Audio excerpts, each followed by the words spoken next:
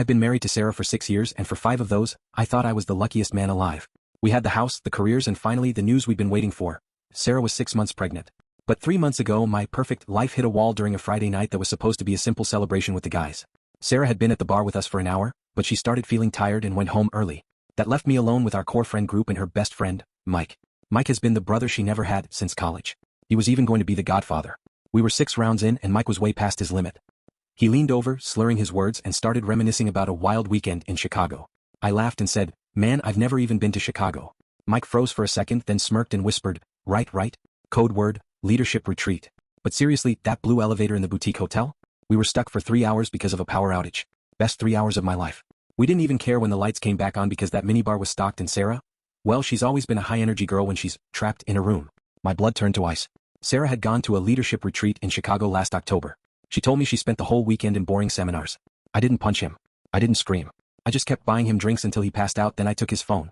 I used his thumb to unlock it and spent 2 hours in the bathroom scrolling through 3 years of archived messages. The evidence was nauseating. It wasn't just a one-time mistake. It was a second life. I found flight confirmations for Maine, hotel receipts for Aspen, and hundreds of photos. One was a morning after shot in Chicago. You could see Sarah's custom engagement watch sitting on the nightstand next to Mike's glasses, with her laughing in the background, half covered by the sheets. But the worst part? A message from December, right around the time we conceived. Mike asked, "What if it's mine?" And Sarah replied, "Mark will never know. He's too busy working to pay for our retreats, anyway." I sat in that bathroom stall and realized I couldn't just leave. If I divorced her now while she was pregnant, I'd be the monster who abandoned his pregnant wife. So I played the long game. For 3 months I was the doting husband.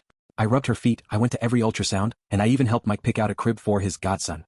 Every time I looked at her growing belly I felt like I was swallowing glass, but I needed the timing to be perfect. The baby was born last Tuesday. He's healthy and he has Mike's exact nose. I waited until today, Sarah's 30th birthday and her first day home from the hospital. Both our families were there for a small welcome home dinner. When it was time for the birthday toast I stood up. I didn't bring a gift. I brought a stack of legal envelopes and a portable projector. I said, "Sarah, for your 30th I wanted to give you the one thing you've wanted for 3 years, total freedom." I hit play. It wasn't a baby montage.